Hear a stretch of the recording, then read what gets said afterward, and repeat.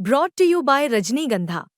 यूं ही नहीं ताज ताज बन जाता है, शिल्पकारों का हुनर और चुनिंदा संगमरमर ताज को नायाब बनाते हैं। कुछ ऐसे ही चुनिंदा जगहों से बस खास ही चुनकर लाता हूँ। कतरे कतरे को मैं हीरे सा परखता हूँ। यूं ही नहीं मैं रजनीगंधा बन जाता हूँ।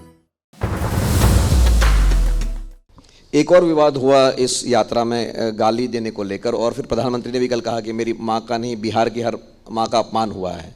देखिए, किसी भी मंच से किसी के माँ बहन को गाली देना गलत है, और बिल्कुल हमने उसी दिन कहा वो प्रधानमंत्री की माँ को गाली हो या आपके हमारी माँ को, किसी की माँ को गाली देना गलत है, इसलिए उसका विरोध होना चाहिए। अब कल मोदी जी ने जो कहा, he place the victim card very well, तो अब गलती हो गया है, फुल टॉस मिल गया है, तो उसको चाह रहे हैं कि 4 रन इस पर निकाल ले, तो कल उसका फायदा भी उठा रहे थे। मतलब जिस अंदाज में उन्होंने बोला, और उन्होंने जो बोला सो बोला, मैं कहीं वीडियो में देख रहा था कि उनके यहाँ के प्रदेश अध्यक्ष बेचारे रो रहे थे या रोने का ढोंग कर रहे थे।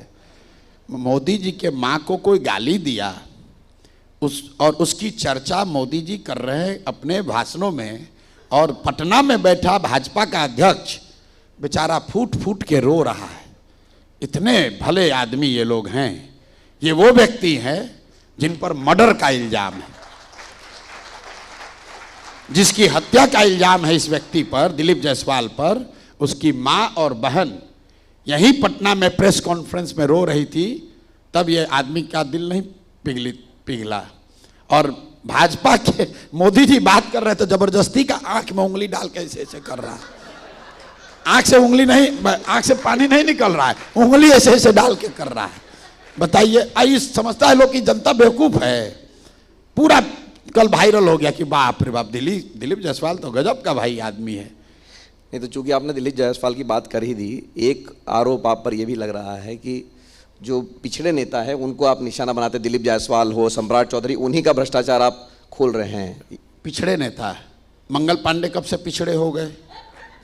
एक बार आपका पहला बात तो शुरुआत दिलीप जायसवाल से हुई। ठीक है, पहले तो आपने कहा कि हम भाजपा के बी टीम हैं, तो हमने सबसे पहले निशाने पर लिया भाजपा के अध्यक्ष को, जिसको by the way Rabri Devi सदन में कहती है मेरा मुंहबोला भाई है, और वो मुफ्त में नहीं कहती है, ये ध्यान रखिए। दिलीप जायसवाल ने जो कॉलेज कब्जा किया है वो भाजपा के शासनकाल में नहीं किया है।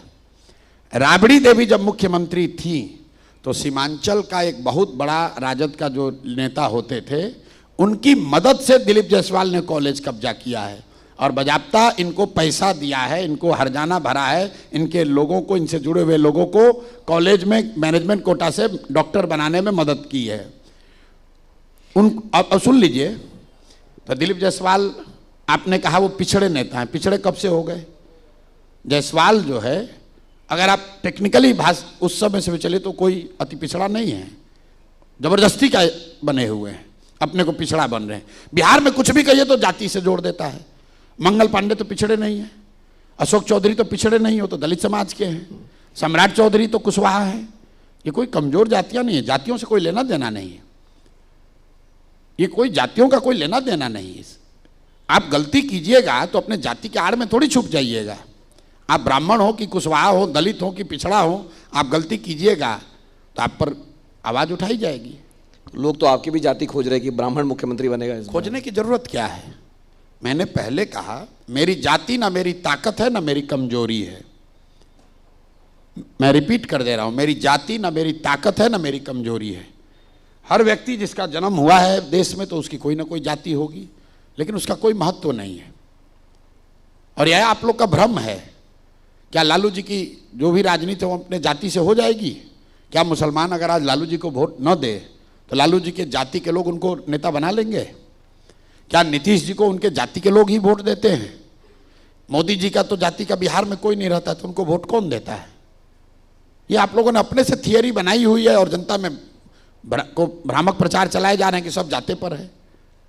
आप मुझे बताइए कि मोदी जी को वोट बिहार में पड़ा है कि नहीं पड़ा है? और आप लोग बिहारियों के प्रति ऐसा पूर्वाग्रह रखते हैं कि आप कहते हैं बिहार में हर आदमी जाति पर वोट देता है, तो फिर मोदी जी को वोट दिया किसने? नीतीश जी के जाति के कितने लोग रहते हैं बिहार में? लालू जी की भी जाति के कितने लोग रहते हैं बिहार में? लालू जी को तो उससे बहुत ज्यादा वोट आता है।